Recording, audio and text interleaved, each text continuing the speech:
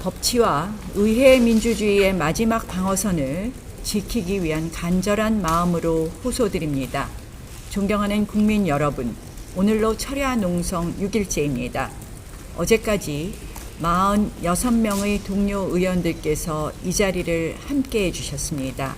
특히 조배수, 서지영, 성일종 의원님께서는 철야 농성에도 동참해 주셨습니다. 이재명 민주당 정권의 무법 폭거를 어떻게든 막아보자는 절박한 심경입니다. 참석하지 못하신 의원님들도 모두 같은 마음이라고 생각합니다. 유튜브 라이브도 21회째 이어가고 있습니다. 더 많은 국민께 진실을 호소드리기 위함입니다. 그러나 이재명 정부와 더불어민주당은 이러한 국민적 의견을 모두 무시한 채 총리 임명 강행만을 외치고 있습니다. 아직 대통령이 선출된 지 한 달도 안 된 시점입니다. 국민들도 허니문 기간으로 생각하고 있고 우리 야당도 협치를 위해 많은 고민을 하고 있는 때입니다. 그런데도 이재명 대통령과 민주당은 소통은커녕 쇠도 달궈졌을 때 내리쳐야 한다며 내각 인선과 추경 그리고 각종 정략 악법들을 일방적으로 밀어붙이고 있습니다. 방송 악법 그리고 검찰 해체 4대 악법에 이르기까지 우리는 묵도할 수 있습니다. 언론의 재갈을 물리고 수사기관부터 손발을 묶어놓고 시작하겠다는 의도 아니겠습니까? 국회의장, 법사위원장, 예결위원장을 독식해 의회를 독재 거수기로 만들어 버렸습니다. 개혁 속도전이라고 설명하지만 달궈진 쇠를 내리치듯 반대 여론까지 두들겨 패겠다는 것 아니냐 하는 우려를 금할 수 없습니다.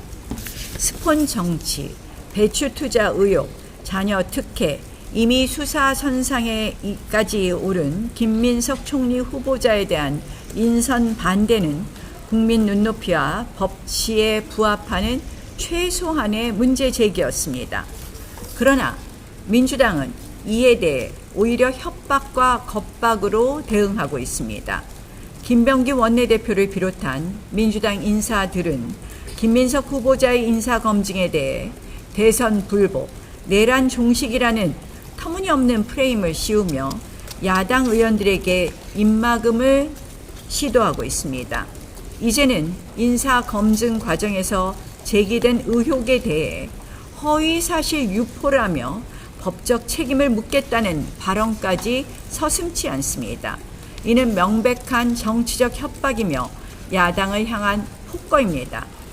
심지어 대통령의 개인 범죄 재판을 변호한 변호사들을 국정요직에 꽂아 변호사비 대납 보훈 의혹까지 보이고 있습니다. 친형 강제 입원, 대북 송금, 대장동 위증교사 사건 변호사들이 대통령실 민정비서관, 법무비서관, 공직기강비서관에 배치되고 국정원 기획조정실장으로 임명되고 있습니다. 국가기관 요직이 이재명 범죄 방탄 로펌화되고 있다고 해도 과언이 아닙니다. 과연 상식에 맞는 일일까요? 국민 앞에서 마땅히 제기되어야 할 질문조차 가만히 있으라는 식의 입틀막 정치는 민주주의를 파괴하는 위험한 폭압입니다. 인사검증은 야당의 책무이고 견제는 의회의 본질적 기능입니다. 이를 거부하는 민주당의 태도야말로 진짜 헌정질서 파괴이며 사법 리스크를 덮기 위한 권력형 방탄 시도일 뿐입니다. 이런 겁박으로 국민들의 시선은 다른 데로 돌려놓고 민주당은 대통령 재판 리스크를 덮기 위해 사법부 장악도 치밀하게 하고 있습니다. 제가 법사위원장을 그들이 꼭 가져야 되는 이유도 바로 이 사법 장악이라는 것을 설명드렸었습니다. 대통령 무죄 면소법, 재판 중지법, 대법관 증언과 같은 사법 장악 3대 악법을 통해 이재명 대통령의 사법 리스크를 원천 봉쇄하겠다는 치밀하고도 파렴치한 정치 공작의 의지를 표하고 있습니다. 이러한 사법장악 악법 협박에 어제 열린 전국 법관 대표회의는 권력 앞에서 들어 누워버렸습니다. 상황이 이렇다 보니 이재명 대통령의 형사재판 5건 중 어제로 4건이 사실상 중단되어 버리고 말았습니다. 대통령이란 이유 하나만으로 재판이 멈춰버린 것입니다. 더 충격적인 것은 친명 좌장으로 법무부 장관 후보자가 된 정성호 의원의 발언입니다. 정 후보자는 최근 대학 특강에서 국민이 재판 중임을 알고도 이재명 후보를 선택했으니, 이재명 대통령을 선택했으니 공소 취소를 해야 한다라는 충격적인 발언까지 했다고 합니다. 검사를 지휘하고 감독할 법무부 장관 후보자가 공소 취소를 직접 말하는 것은 이미 이재명 무죄 하명을 곧바로 실행하겠다는 공개 선언이나 마찬가지입니다. 공소 취소의 사유를 잘 알 것입니다. 법률에 위반해서 기소를 했거나 중대한 사정 변경이 있을 경우에 공소 취소를 하게 됩니다. 그런데 선거를 이겼다는 이유만으로 공소 취소를 하는 것이 공소 취소 사유에 해당할까요? 정상적인 민주주의 국가에서 선거 결과는 당연히 사법 절차와 무관합니다. 정성호 후보자의 발언은 법무부 장관이라는 자리가 정치적 충성심으로 재판을 덮는 방탄 사령탑이 됐겠다는 의지를 드러내는 것과 다름이 없습니다. 이제 법치의 최후 보루를 지키기 위한 우리의 싸움, 국민과 함께 나아가야 하겠습니다. 보수는 부패로 망하고 진보는 분열로 망한다는 얘기가 있습니다. 그런데 이 낡은 프레임이 이제 거꾸로 뒤집혔습니다. 한마디로 인사에 있어서 대통령의 범죄 재판을 막기 위해 방탄 입법을 쏟아내며 이해 충돌, 재산 누락이 판을 치는 진짜 부패 집단이 누구인지 국민께서 이미 보고 계십니다. 진보는 부패를 넘어서 이권과 특권의 신분 카르텔이 되어버렸습니다. 태양광 사업, 지역화폐 사업, 지역 특혜 개발 사업, 국가 권력을 악용한 그들의 대물림 비즈니스 생태계가 공고히 구축되고 있습니다. 저는 사실 이번 농성을 판사 출신 국회의원으로서 또 5선의 국회의원으로서 정말 의회 민주주의와 법치주의, 사법부 독립을 꼭 지켜야 되겠다는 절절한 심정으로 시작했습니다. 의회에서 오랫동안 국회를 사랑하고 의회 민주주의를 사랑한 저로서는 의회의 이러한 오랜 관행을 깡그리 깨트리고 국회의 의장과 법사위원장을 모두 장악하고 본인들 마음대로 입법 독재를 하겠다는 이러한 행태를 그냥 보고만 있을 수 없었습니다. 판사 출신 국회의원으로서 사법부의 독립을 정말 지켜주고 싶었습니다.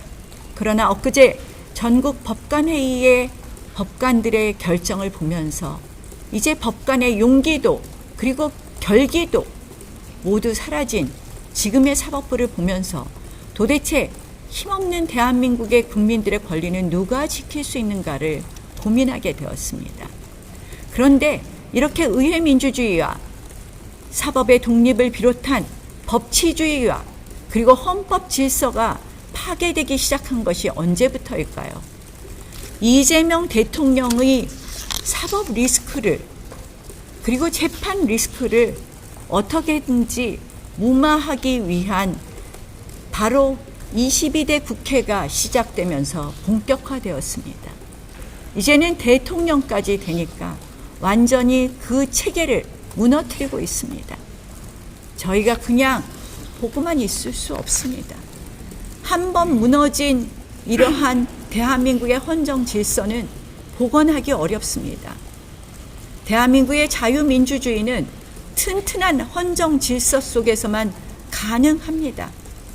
그래서 저의 진심을 전하고 싶었고, 우리 국민들께서 지금이 얼마나 헌정 질서의 위기에 놓여 있는지를 공감해 주시기를 호소드리는 것입니다. 독재는 결코 그냥 오지 않습니다. 국민들의 무관심에서 시작됩니다.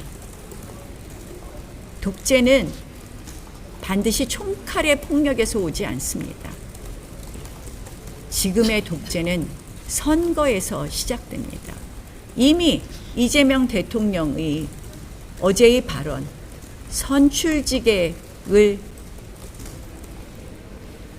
존중하라는 그 발언은 어떻게 해석하면 결국 선거에 의해서 선출된 권력의 독재를 예고하는지도 모르겠습니다. 지금 대한민국의 모든 헌정 질서가 우리도 모르게 무너지고 있다고 봅니다. 오늘은 방송장악 입법을 왜 시동을 걸고 있다고 들었습니다. 방통위에서 오늘 방송장악 입법이 진행된다고 들었습니다. 아마 언론 재갈을 먼저 물리고 사법장악을 비롯해서 본인들이 원하는 입법을 차곡차곡 해 나갈 거라고 생각을 합니다. 지금 말도 안 되는 총리를 내놓고 그 총리를 동의해달라고 합니다. 그러나 그 총리에 대해서 저는 언론조차도, 우리 야당의 목소리조차도 제대로 전달되고 있지 않다고 봅니다. 우리 정부에서 이런 총리를 내놓고 국민들께 동의받을 수 있었을까요? 장농 총리, 스폰 총리, 배추 총리, 그냥 말로만 하는 것이 아닙니다. 도저히 이해할 수 없는 방법으로 살아온 총리입니다. 그런데 우리가 이런 총리를 통과시켜 줘야 될까요? 이것은 이 정부의 인사의 기준이 되는 것입니다. 그래서 간절히 호소합니다. 우리가 국회에서는 굉장히 힘이 없어서 못 막을지 몰라도 국민들과 함께하면, 또 국민들의 그런 민심이 변하면 저는 막을 수 있다고 생각합니다. 이제 대한민국의 헌정 질서를 지키기 위한 저의 목소리에 귀를 꼭 기울여 주셔 달라는 말씀으로 오늘 6일째 농성을 이어가면서 여러분들께 간절히 호소드립니다. 고맙습니다.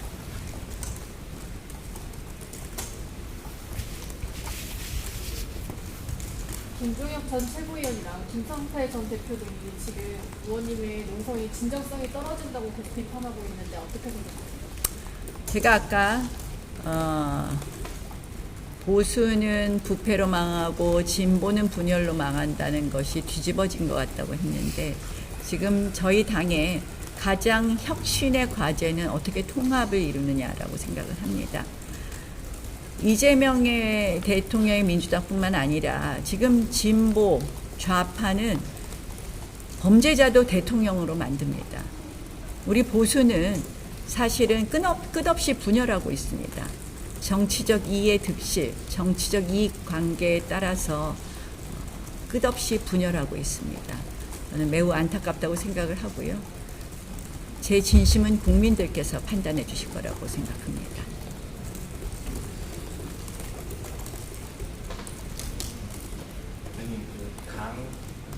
강과 관련된 해당이긴 한데요. 오늘 안철수 의원이 다 혁신위원장으로 지명을 했는데 이건 어떻게 평가하시고 안철수 위원장은 좀 강조하고 싶은 말씀이 있으시면 어떤 말씀이세요?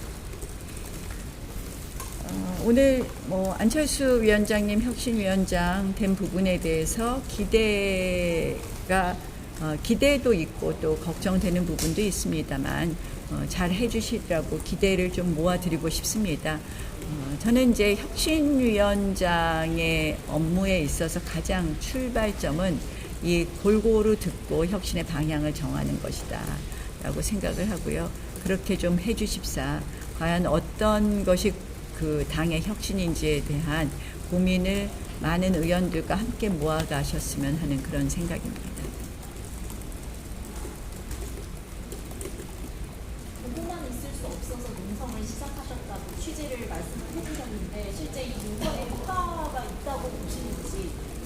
민주당은 내일 김민석 총리 후보자 임명을 좀 강행할 것으로 보이는데 좀 남은 대책이랄까 그런 방법들이 있을까요?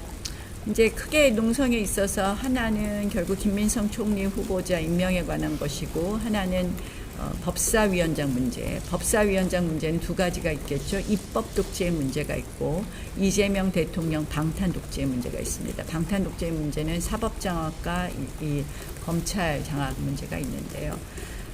실질적으로 김민석 총리 후보자 임명 동의안은 우리가 그렇게 외쳤지만 아마 민주당이 계속 강행하겠다는 기사가 나옵니다. 매우 안타깝게 생각을 하고요. 뭐 그렇다면 결국 이 과정에서 국민들께서 얼마나 이 김민석 총리의 후보자의 문제가 있는지를 알아가시는 과정만으로라도 이번 총리 임명 동의안이 그들의 힘에 의해서 통과되더라도 저는 이 정부에 분명히 이것은 짐이 될 것이다. 그리고 그것은 어떻게 보면 이 정부의 결국 두고두고 리스크가 될 거라고 생각을 합니다. 이 김민석 총리 문제는 도덕성의 문제가 아니라 범죄 혐의가 있다고 말씀드렸습니다.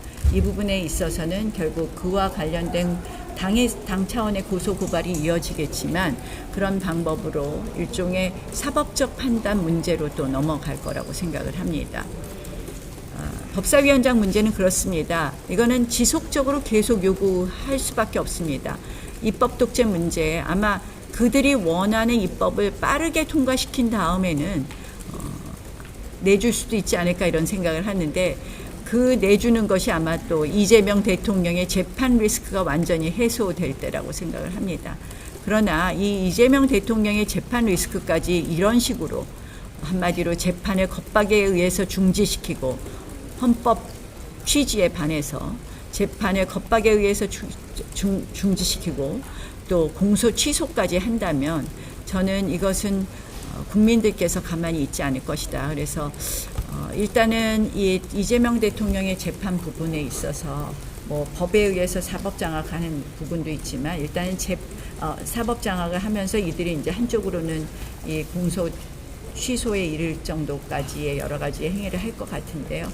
이 부분에 대해서는 국민과 함께 이재명 대통령의 재판 재개를 위해서 좀 노력하겠다는 또 말씀도 드리겠습니다.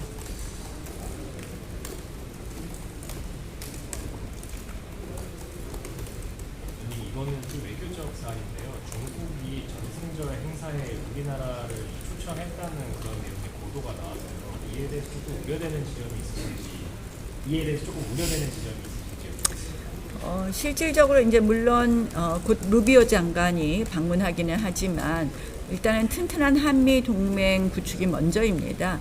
그리고 지금은 또 굉장히 미중 간의 패권 경쟁 시대인데 중국의 전승절 초청에 우리가 가볍게 승낙한다면 또 실용 외교로 포장한 그러한 언어로 가볍게 승낙한다면 저는 큰 외교에 있어서 패착이 될 수 있다. 그래서 냉정하게 판단해달라는 것을 촉구합니다. 지난번 나토 불참과 비슷한 의미가 될 수 있다라는 부분을 분명히 경고합니다.